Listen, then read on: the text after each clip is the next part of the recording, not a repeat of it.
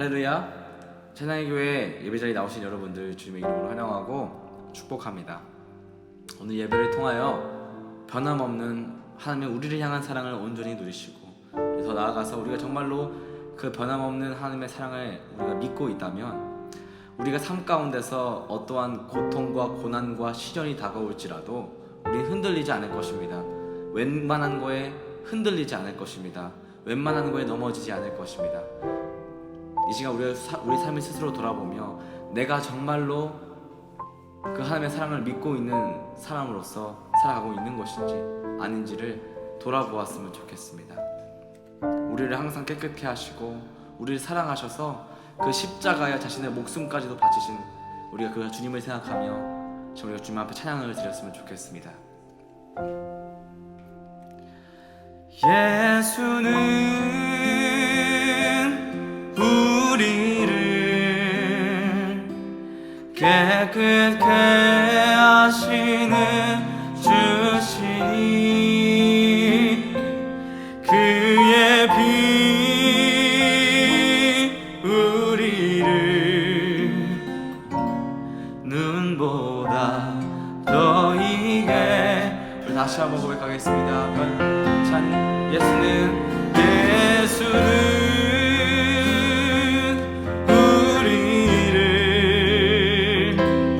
깨끗게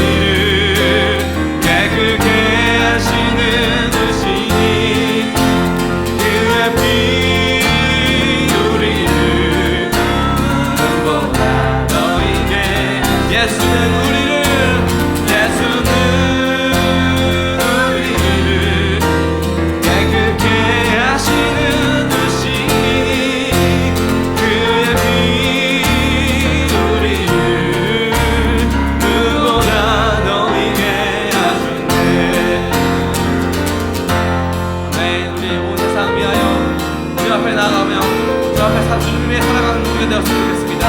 온 세상 위하여, 온 세상 위하여 나 복음 전하리. 맘에 성 모두 나와서 주 말씀 들어라. 죄중에 빠져서 헤매는 자들아, 주님의 음성 꼭 듣고 너 구원받아. 아멘. 전하고 기도해, 전하고 기도해. 매일 증인 되리라. 세상 모든 사람들 듣고 그 사랑 알고 온 세상 위하여, 온 세상 위하여 이 복음 전하리. 저 죄인 회개하고서, 죄인 회개하고서 주 예수 믿어라.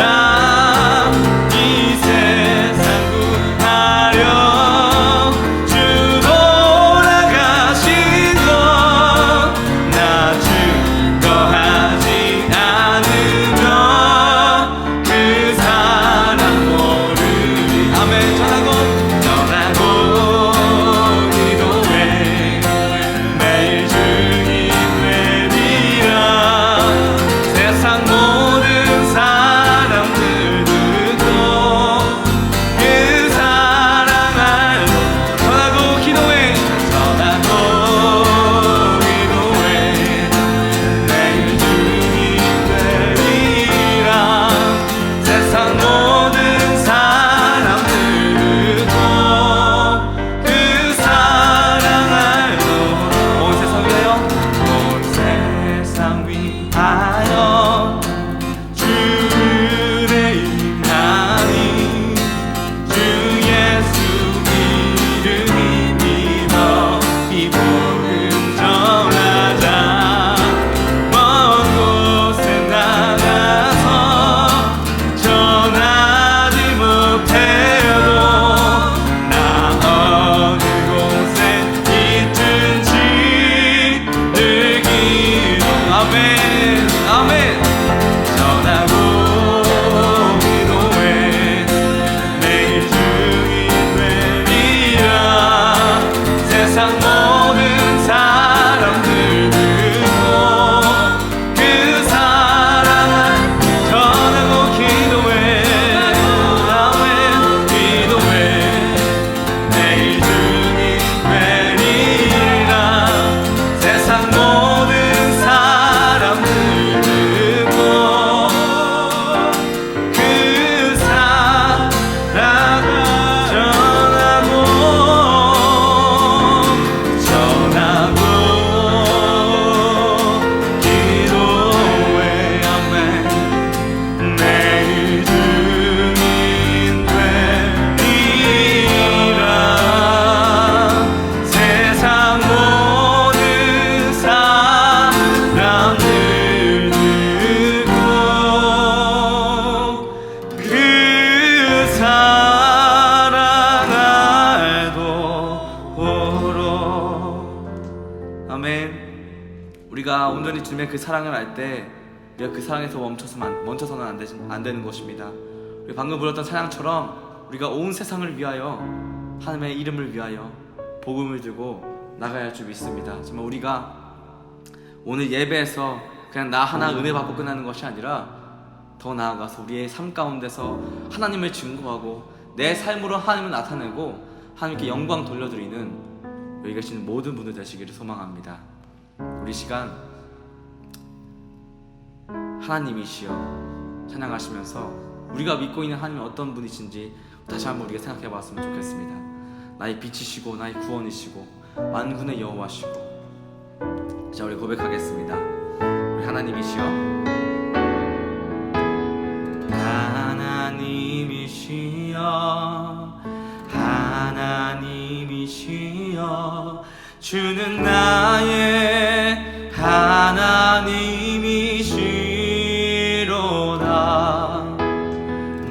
나의 몸과 마음 주를 갈망하며 이제 내가 주께 고백하는 말. 다시 한번 고백하겠습니다. 하나님이시여, 하나님이시여, 하나님이시여, 주는 나의 하나님이시로다. 나의 몸과 마음 주를 갈망하며 이제 내가 주께 고백하는 말. 여호와는 나의 빛이요, 여호와는 나의 구원이시니 내가 누구를 두려워하리요. 여호와는 생명의 피난처시니 주의 인자가 생명보다 나음으로 내 입술이 여호와를 찬양하리. 내 평생에 주를 찬양하며 주의 이름으로 내 손 들리. 여호와는 나의 빛이요, 여호와는 나의 빛이요, 여호와는 나의 구원이시니 내가 누구를 두려워하리요. 여호와는 생명의 피난처시니 주의 인자가 생명보다 나음으로 내 입술이 여호와를 찬양하리. 내 평생에 주를 찬양하며 주의 이름으로 내 손 들리라. 주의 인자가 생명보다, 주의 인자가 생명보다 나음으로 내 입술이 여호와를 찬양하리. 내 평생에 주를 찬양하며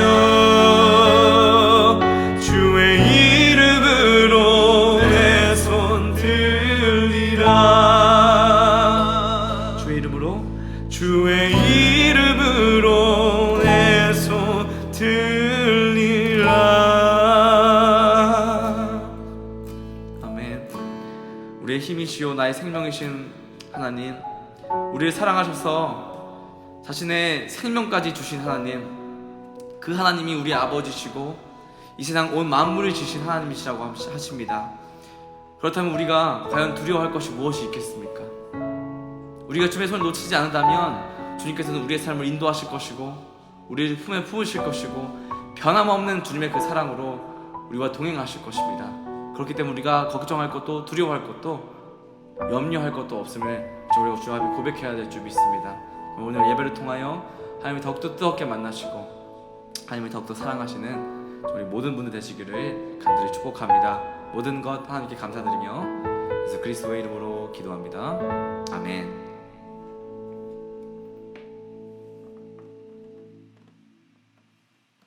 사랑의 주님 감사합니다. 2021년 새해가 벌써 한 달이 지나고 2월의 첫 예배를 드리게 하여 주시니 감사드립니다.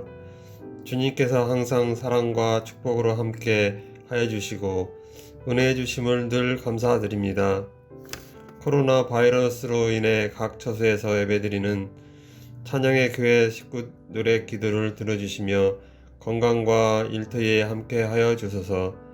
또한 함께 드리는 예배를 기뻐 받아 주시기를 바랍니다. 사랑의 주님, 원하건대 하루빨리 코로나 바이러스부터 해방되기를 원합니다. 그리하여 함께 모여 찬양하며 교제의 시간이 하루속히 오기를 주님 기도합니다.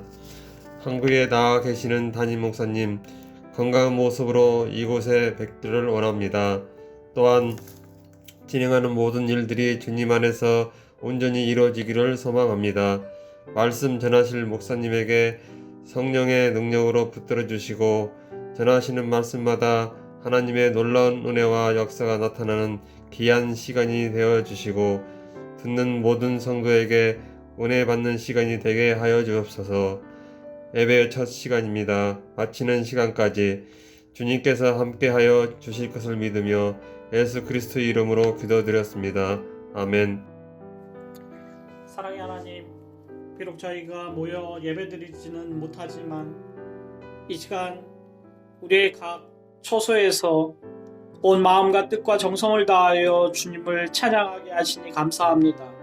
또한 이 시간 주님의 은혜에 감사하여서 준비한 예물을 주님 앞에 올려드립니다. 우리의 예물을 기쁘게 받아 주시옵소서. 11조로 또한 감사원금으로 여러 모양으로 예배를 준비하고 돕는 손길들을 기억하여 주시옵소서. 하늘의 풍요로움으로 도와여 주시옵소서. 또한 이 시간 말씀을 가지고 섰습니다. 연약한 부분들은 주님 뒤편에 감춰주시고 온전히 하나님의 말씀만을 증거하는 시간 되게 하여 주시옵소서. 예수님의 이름으로 기도합니다. 아멘.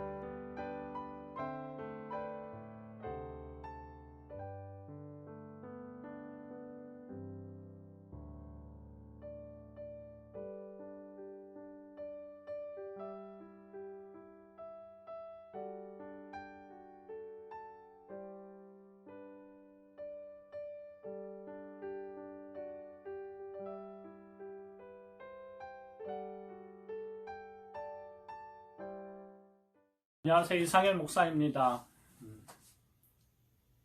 여러분들, 성경은 성도의 단체인 교회를 건물에 비유하고 또한 충성된 종들을 그 건물을 지탱하는 기둥에 비유하고 있습니다. 그래서 본문 9절에 보면 사도 바울은 예루살렘에 상경하여서 교회의 기둥같이 여기는 야고보와 또한 게바, 요한을 만나 교제의 악수를 교환했다고 하였습니다. 이와 같이 기둥같이 여긴다라는 말의 뜻은 그 인물들이 교회의 지위나 직책에 있어서 매우 중요하고 견고하다는 뜻입니다. 성경에 나타난 기둥에 대해서 살펴보면 여러 가지 기둥이 나타나 선민들과 밀접한 관계를 맺고 있음을 볼 수 있습니다. 첫째로 환상적인 기둥입니다. 출애굽기 13장 21절에 불기둥과 구름기둥이 있어 이스라엘 백성들의 길잡이가 되어졌습니다. 둘째로 물체적인 기둥이에요. 열왕기상 7장 21절에 솔로몬 왕이 성전을 건축할 때 두 기둥을 세웠는데 그 기둥의 이름이 야긴과 보아스입니다. 셋째로 인물적인 기둥이에요. 예레미야 1장 18절에 하나님은 예레미야를 새 기둥으로 세웠다라고 얘기하고 있습니다. 그러면 하나님의 교회의 기둥 같은 인물이 되려면 어떻게 해야 합니까? 이 시간 기둥과 인간 성도를 비교하면서 은혜를 나누고자 합니다. 첫째로 기둥의 자질은 어떠해야 합니까? 그것은 곧아야 합니다. 기둥은 위에 무거운 짐을 받쳐야 하므로 구부러지지 않고 곧아야 합니다. 만일 굽은 것으로 기둥을 삼으면 급기야는 부러지고 말아요. 설령 부러지지 않더라도 휘어진 상태로는 집을 바르게 받칠 수 없습니다. 그러므로 기둥은 곧아야 합니다. 다윗을 통해서 지시하고 솔로몬 시대에 지어졌던 예루살렘 성전은 주로 백향목으로 지어졌어요. 왜냐하면 그 백향목은 곧기 때문입니다. 그렇기 때문에 이 나무는 궁전이나 성전, 관청, 돛대 등을 만드는 데 주로 사용되어졌습니다. 구부러진 나무가 기둥이 될 수 없는 것처럼 곧은 나무라야 기둥이 될 수 있다면 여기 고든 인물이라는 말은 무엇입니까? 그것은 진실한 인물을 의미합니다. 진실은 거짓이 없고 바르고 참됨을 의미합니다. 하나님의 집에 기둥 같은 인물은 디모데와 같이 거짓이 없는 믿음의 소유자이어야 합니다. 또한 정직한 인물을 의미해요. 교회의 기둥 같은 인물이 되려면 거짓이나 꾸밈이 없이 곧고 바른 사람이어야 합니다. 마치 욥과 같이 정직한 인물이어야 합니다. 시편 기자는 마음이 정직한 너희들아 다 즐거이 외칠지어다 라고 시편 32편 11절에 말씀했습니다. 하나님의 거룩한 집에서는 마음이 정직해야 기둥같이 쓰일 수 있습니다. 물론 사회와 국가도 마찬가지예요. 또한 의로운 인물을 의미합니다. 의라하는 것은 디카이오 시네라는 말인데요. 올바른 의지나 생각이 하나님의 뜻과 합치하는 사람 또는 고상함, 성결, 덕스러움, 바른 생각, 감정, 행동, 정의, 공평 등을 의미하는 것으로서 기둥 같은 인물이 반드시 갖추어야 할 인격의 요소가 되는 것입니다. 그러므로 하나님의 교회의 기둥 같은 인물은 의로움으로 곧아야 합니다. 둘째는 굵어야 합니다. 큰 건물이든 작은 건물이든 그 건물을 지탱하고 있는 기둥은 건물에 비례하여서 굵은 것을 발견할 수 있습니다. 만일 굵지 않으면 그 건물을 지탱할 수 없어요. 또한 여러 가지 천재지변이 일어났을 때 견딜 수 없습니다. 여러분들, 굵다는 말씀은 견고함을 의미해요. 교회의 기둥은 견고해야 합니다. 만일 기둥이 흔들리거나 진동하면 집 전체의 존립에 영향을 주기 때문입니다. 그러므로 하나님의 집에 기둥 같은 인물이 되려면 마음이 견고하고 하나님께 의지하는 신앙으로 신뢰하고 견고해야 합니다. 사도 바울은 고린도 교회에 편지하기를 그러므로 내 사랑하는 형제들아 견고하며 흔들리지 말며 항상 주의 일에 더욱 힘쓰는 자들이 되라 라고 고린도전서 15장 58절에 말씀을 했습니다. 또한 힘이 있어야 함을 의미합니다. 기둥이 곧다고 해도 그것이 흔들리지 않고 견고하다 해도 만약에 힘이 없다면 지탱할 수 없는 것입니다. 그러므로 굵어야 함은 곧 힘이 있어야 함을 의미합니다. 그러면 힘이 있다는 것은 무엇입니까? 인간의 힘을 의미합니까?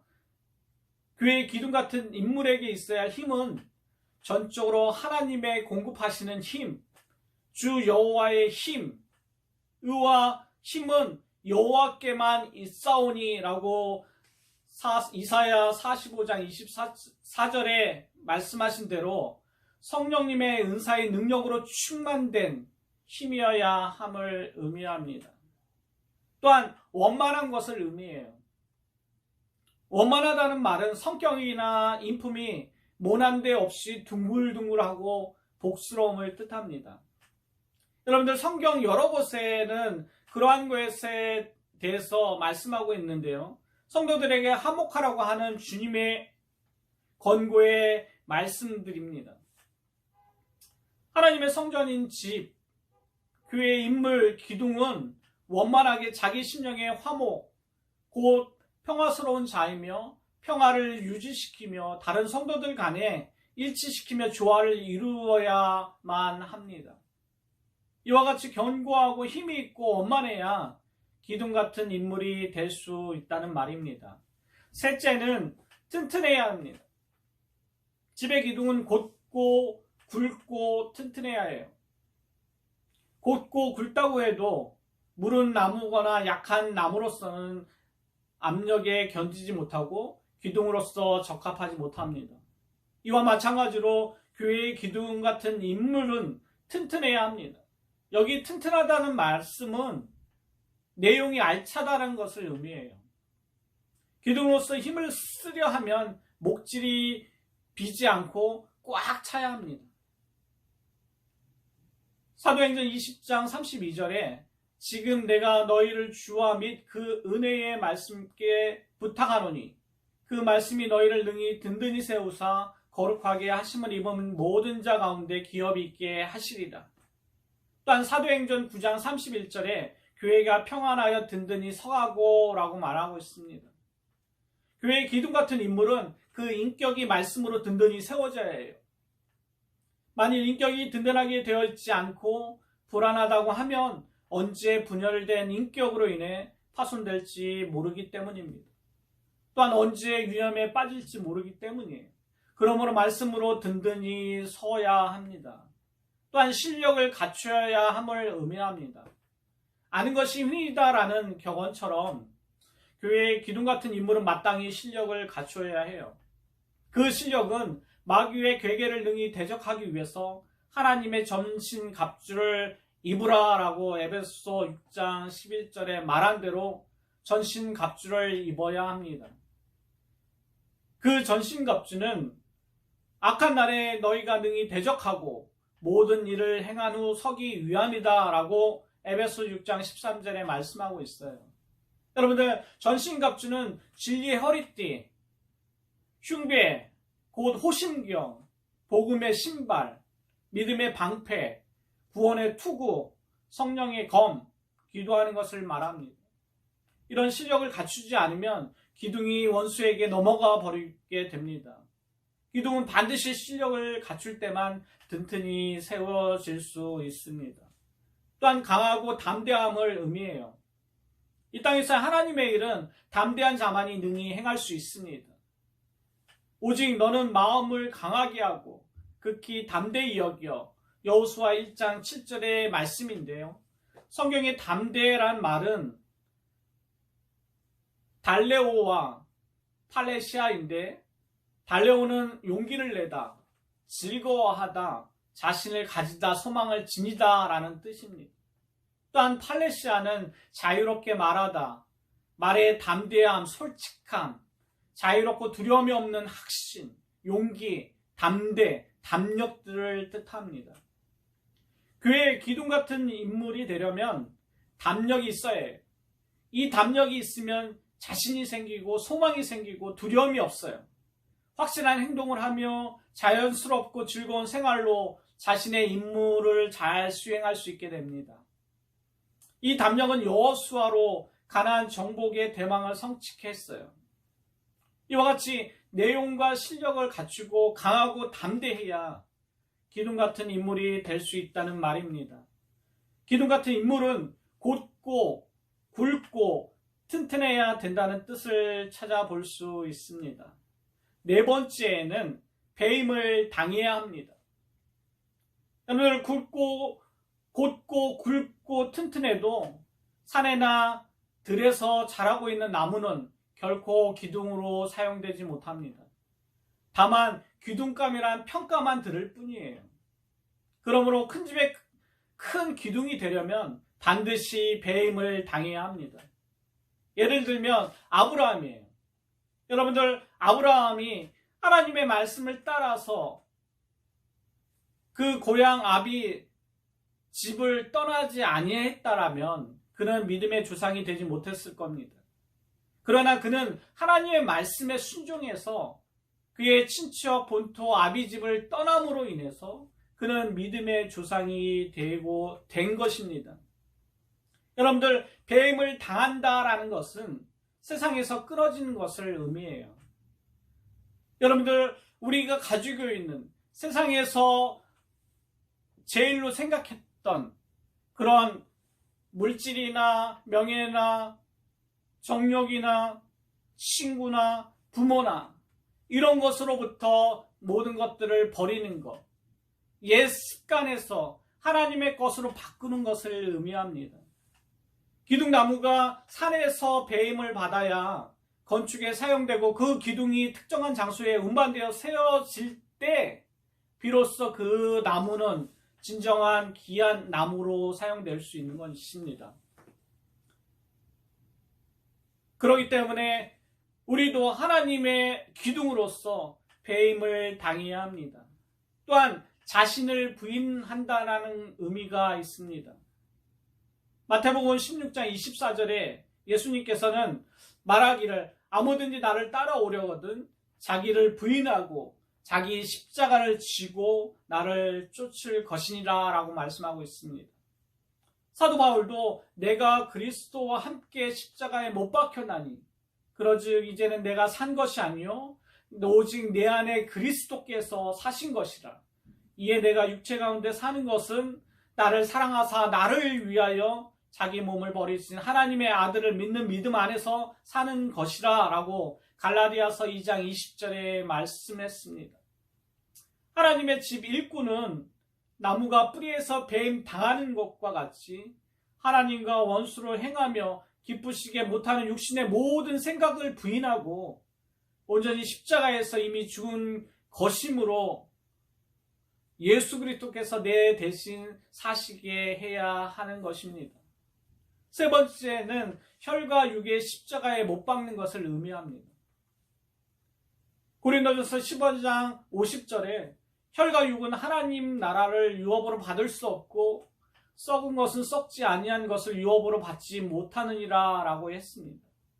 또한 로마서 8장 6절에서 8절에는 육신의 생각은 하나님과 원수가 되나니 이는 하나님의 법에 굴복치 아니할 뿐 아니라 할 수도 없음이라. 육신에 있는 자들은 하나님을 기쁘게 할 수 없느니라 라고 했습니다.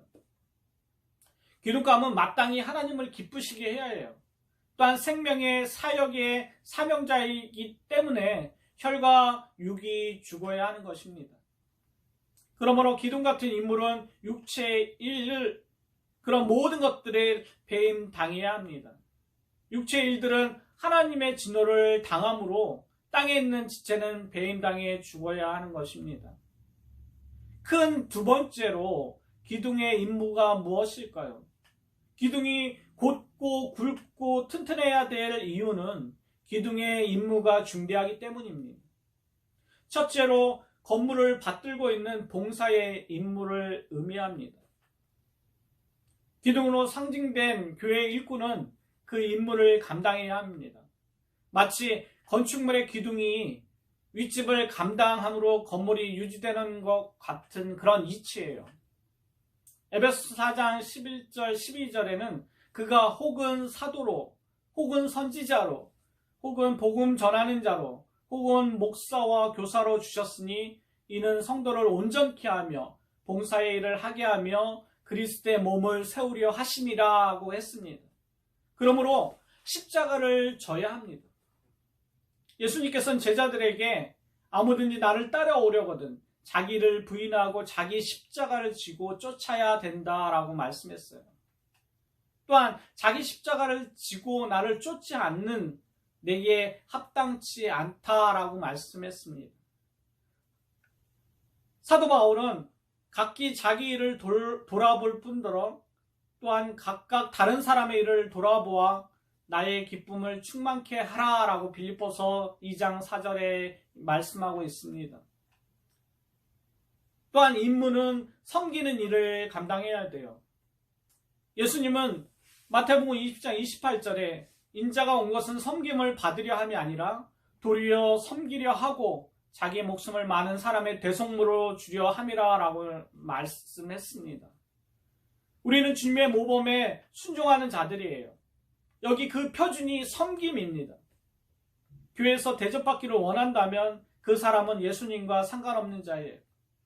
주님이 우리를 섬겼다면 우리는 더욱 그렇게 해야 할 것입니다. 기둥은 섬김을 받는 것이 아니라 섬기는 직분입니다. 받으려는 직분이 아니라 주려는 직분이에요. 도움을 받으려는 직분이 아니라 도와주려는 직분입니다.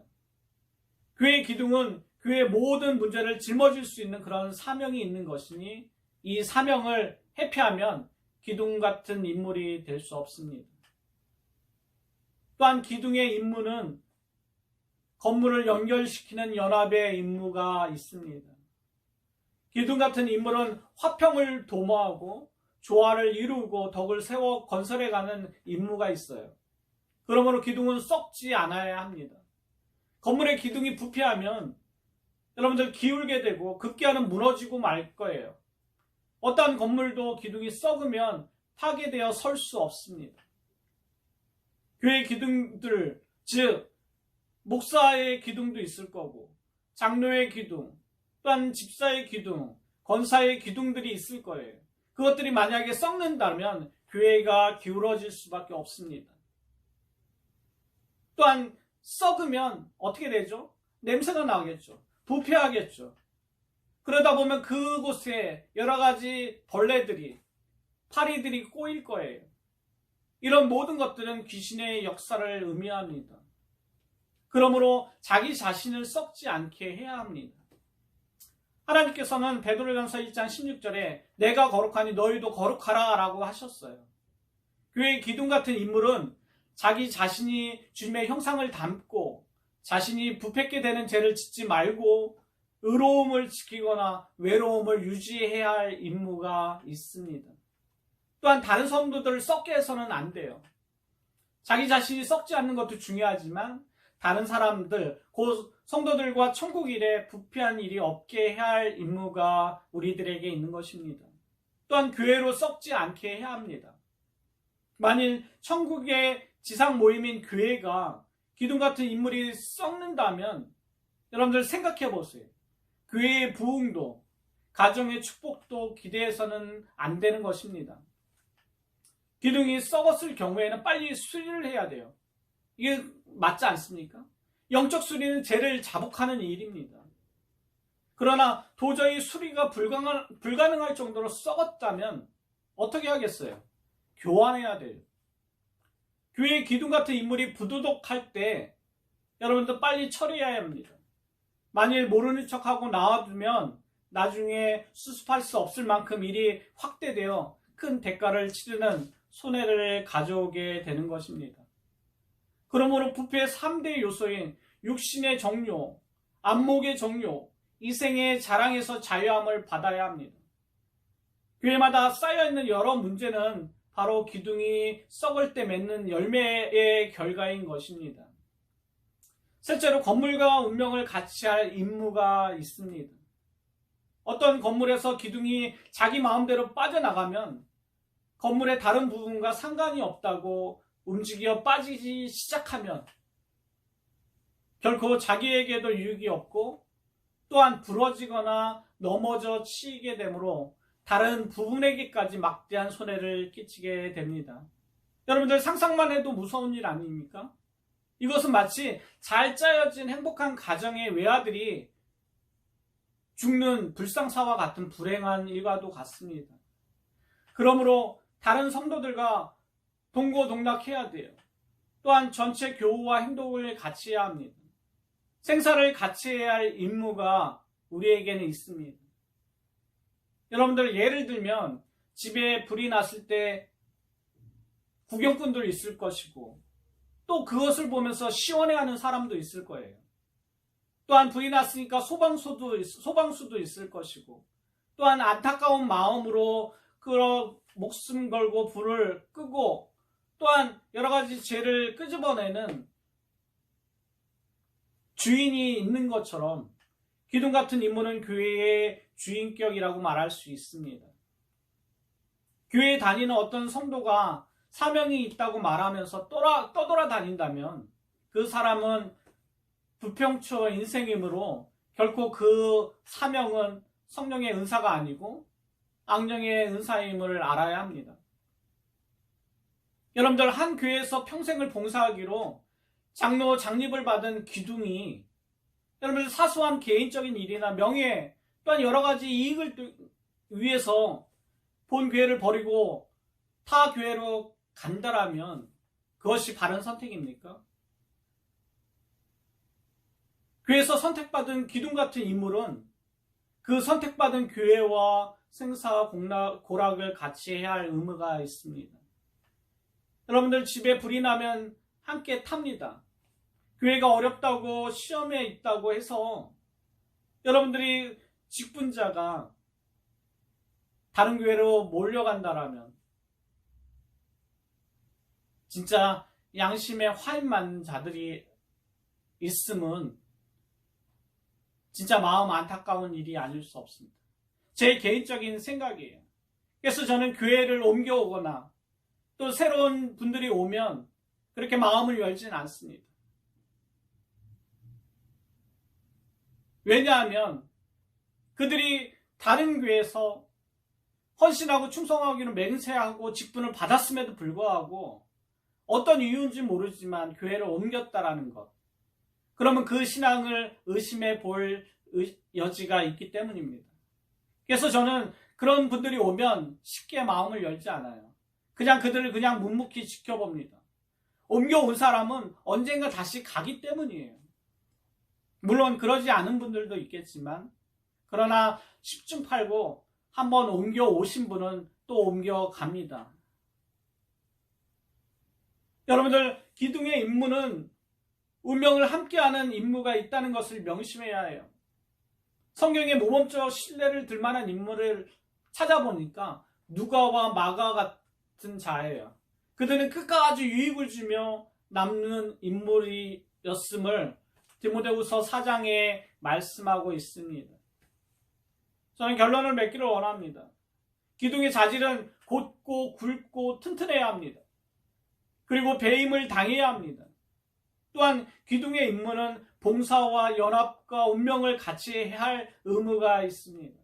여러분, 찬양의 교회 모든 성도들은 기둥의 자질과 임무를 잘 준행함으로 든든히 세워져가는 기둥 같은 하나님의 귀한 청지기들로 세워져 가길 주님의 이름으로 축원합니다. 축원합니다. 기도하겠습니다. 사랑의 하나님, 감사합니다. 저희들 교회의 기둥으로 세워주심을 감사합니다. 교회의 기둥으로서의 자질과 임무를 잘 준행할 수 있는 힘과 능력을 주옵소서. 그래서 교회를 더욱 든든히 세워가며 하나님의 귀한 청지기로서의 삶을 잘 감당하는 모든 성도들 되게 도와주시옵소서. 예수님의 이름으로 기도합니다. 아멘.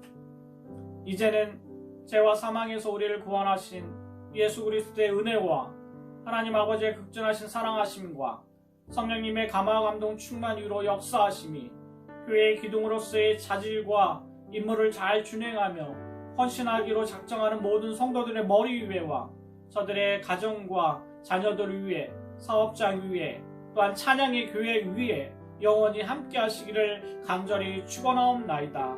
아멘. 모든 예배를 마쳤습니다. 여러분들 한 주간도 승리하시기 바랍니다.